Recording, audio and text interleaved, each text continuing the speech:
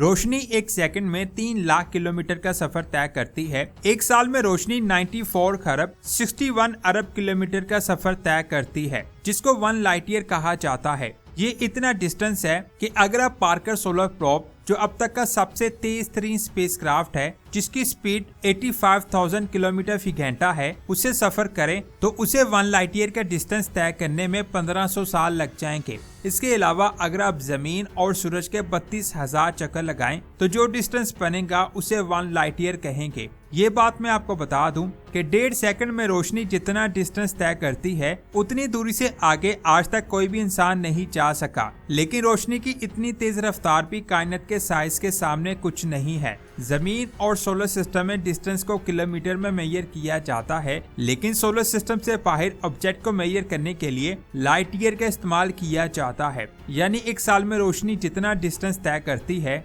उसे light year कहते हैं।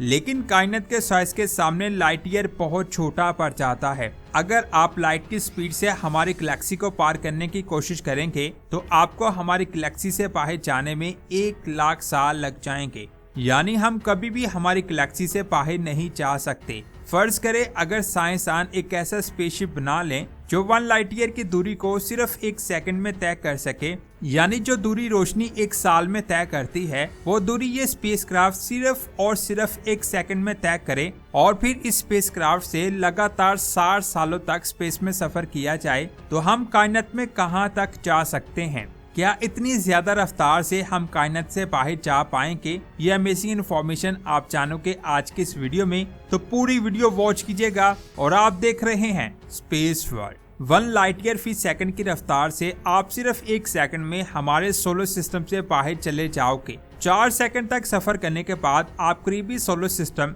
प्रोक्सिमा सेंटोरी के पास पहुंच जाओगे। इसके बाद 6 सेकंड में आप दूसरे करीबी स्टार बर्नार्ड पर पहुंच जाओगे, और फिर 40 सेकंड के बाद आप ट्रैपिस्ट स्टार सिस्टम के पास होंगे। इस सोलर सिस्टम को पार करने के बाद आप 26,000 लाइट ईयर दूर मिल्की वे गैलेक्सी के सुपर मैसिव ब्लैक होल तक सिर्फ 7 घंटों में पहुंच जाओगे। ये ब्लैक होल हमारी गैलेक्सी के सेंटर में मौजूद है। इसके बाद हमारी गैलेक्सी से बाहर जाने के लिए आपको 50,000 लाइट ईयर का सफर तय करना पड़ेगा, और 1 लाइट ईयर फी सेकंड की रफ्तार से आप सिर्फ 14 घंटों में हमारी गैलेक्सी से बाहर चले जाएंगे। 29 दिनों के बाद आप हमारी करीबी गैलेक्सी एंड्रोमेडा तक पहुंच जाओगे। इस स्पीड के साथ आप इस गैलेक्सी को सिर्फ और सिर्फ 2.5 डेज में पार कर लोगे। इसके बाद आप लोकल ग्रुप को पार करोगे। ये ग्रुप 1 करोड़ लाइट ईयर तक फैला हुआ है, और इसे पार करने में आपको 116 दिन लग जाएंगे। इस ग्रुप को पार करने के बाद आपको स्पेस में सफर करते हुए 4 माह हो चुके हैं, और अब आप दूसरे गैलेक्सी ग्रुप की तरफ जाओगे। लोकल ग्रुप से आगे 5 करोड़ 40 लाइट ईयर दूर विर्गो क्लस्टर आता है। उस क्लस्टर तक पहुंचने में आपको 1 साल और 9 माह लगेंगे। ये बात मैं आपको बता दूं, लोकल ग्रुप, विर्गो क्लस्टर और ऐसे ही 100 से ज्यादा क्लस्टर के मिलने से एक बहुत बड़ा क्लस्टर बनता है, जिसे विर्गो सुपर क्लस्टर कहते हैं।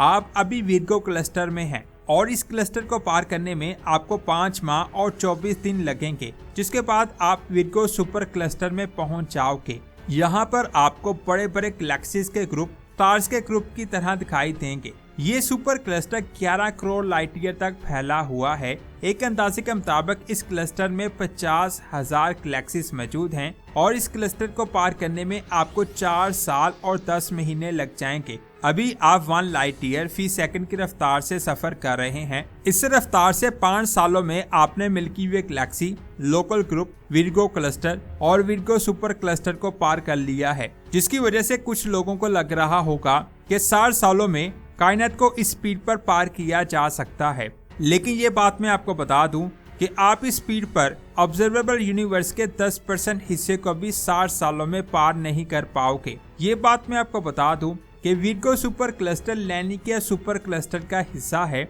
इस क्लस्टर में 1,50,000 गैलेक्सीज मौजूद हैं, और ये क्लस्टर 52 करोड़ लाइट ईयर तक फैला हुआ है। और इतने डिस्टेंस को अगर आप 1 लाइट ईयर फी सेकंड की रफ्तार से भी पार करोगे, तब भी इसे पार करने में आपको 16 साल 8 माह लगेंगे। अगर आप इस चीज से हैरान हो रहे हैं तो मैं आपको बता दूं, ये तो अभी आगाज है। हमारी ऑब्जर्वेबल यूनिवर्स में 1 करोड़ से ज्यादा सुपर क्लस्टर मौजूद हो सकते हैं। तो जरा सोचिए हमारी पूरी कायनात कितनी बड़ी होगी, यानी हम कभी भी कायनात से बाहर नहीं जा सकते। लैनिका सुपर क्लस्टर को पार करने के बाद आपको गैलेक्सी फिलामेंट को पार करना होगा। कई सुपर क्लस्टर जब एक साथ जुड़ते हैं तो ये फिलामेंट बनते हैं। साइंसदान के मुताबिक ये सेम उसी तरह जुड़े होते हैं जैसे एक मकड़ी का जाल जुड़ा होता है। इन फिलामेंट्स को पार करने के बाद आप ऑब्जर्वेबल यूनिवर्स के किनारों तक जा सकते हो, लेकिन ये फिलामेंट बहुत ज्यादा बड़े होते हैं। ऐसा ही एक फिलामेंट है जिसका नाम है दी सैलून ग्रेट वॉल।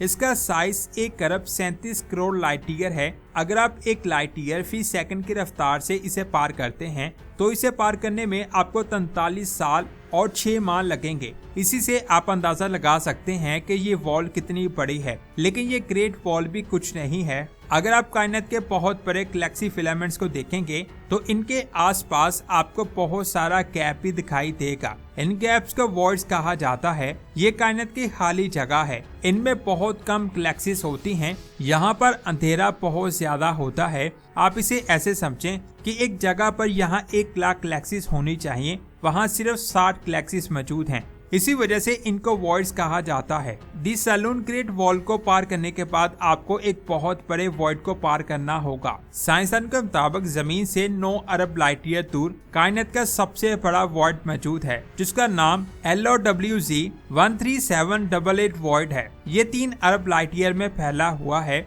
ये साइज इतना बड़ा है कि 1 लाइट ईयर फी सेकंड की रफ्तार से भी इसे पार करने में आपको 94 साल लग जाएंगे। लेकिन ये भी कुछ नहीं है। इसके बाद ऑब्जर्वेबल यूनिवर्स का सबसे बड़ा स्ट्रक्चर आता है जिसका नाम ग्रेट वॉल है। ये जमीन से 10 अरब लाइट ईयर दूर मौजूद है, लेकिन साइंसदान के मुताबिक कायनात के एक्सपेंशन की वजह से ये जमीन से 15 लाइट ईयर दूर मौजूद है। अगर आप जमीन से 1 लाइट ईयर फी सेकंड की रफ्तार से चलेंगे तो इस स्ट्रक्चर तक पहुंचने में आपको 475 साल लग जाएंगे। ये स्ट्रक्चर 10 अरब लाइट ईयर में फैला हुआ है, तो इसे पार करने में आपको 317 साल लग जाएंगे। इसको पार करने के बाद आपको ऑब्जर्वेबल यूनिवर्स को पार करना होगा। ये वो कायनात है जिसको हम देख पाते हैं। इससे आगे क्या है हमें नहीं पता। साइंसदान के मुताबिक ऑब्जर्वेबल यूनिवर्स की लंबाई 93 अरब लाइट ईयर के बराबर है। अगर आप 1 लाइट ईयर फी सेकंड की रफ्तार से इसे पार करोगे तब भी आपको इसे पार करने में हजारों साल लग जाएंगे।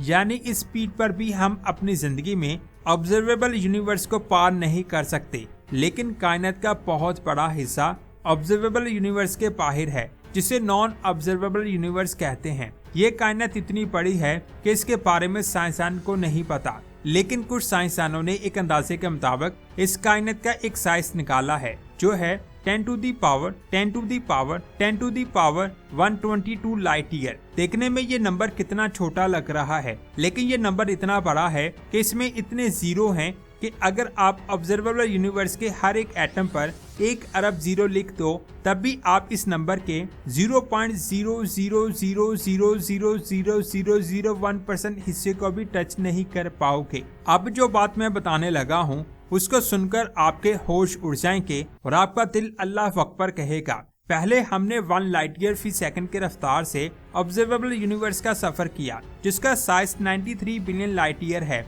लेकिन अब हम इस स्पीड को बढ़ाकर 93 अरब लाइट ईयर फी सेकंड कर लेते हैं, तब भी आप 100 अरब सालों में इस कायनात के 1% हिस्से को भी पार नहीं कर पाओगे। अल्लाह अकबर। अल्लाह की बनाई हुई कायनात इतनी बड़ी है कि साइंसदान कभी भी इसके साइज के बारे में नहीं जान पाएंगे। जो नंबर मैंने बताया है वो भी साइंसदान का एक अंदाजा है। उस नंबर में इतने जीरो हैं कि अगर आप ऑब्जर्वेबल यूनिवर्स के हर एटम पर लिखते हो तो इसके लिए आपको 10 अरब खरब खरब खरब यानी 10 के पीछे 42 जीरो लगा दो। इतनी ऑब्जर्वेबल यूनिवर्स चाहिए, तब जाकर आप इस नंबर को देख सकते हैं। अल्लाह अकबर। कुरान पाक में 7 आसमानों का जिक्र आया है और हर आसमान अपने पिछले आसमान से बहुत बहुत बहुत ज्यादा बड़ा है। मैं इस वीडियो को लाइक और शेयर करने का नहीं कहूँगा, आपका दिल कर रहा है तो इस वीडियो को लाइक और शेयर करें, वरना आपकी मर्जी। और अगर दिल करे तो कमेंट्स में अल्लाह की तारीफ जरूर कीजिएगा। मिलते हैं एक और शानदार वीडियो में। अपना बहुत सारा ख्याल रखें। अल्लाह हाफिज।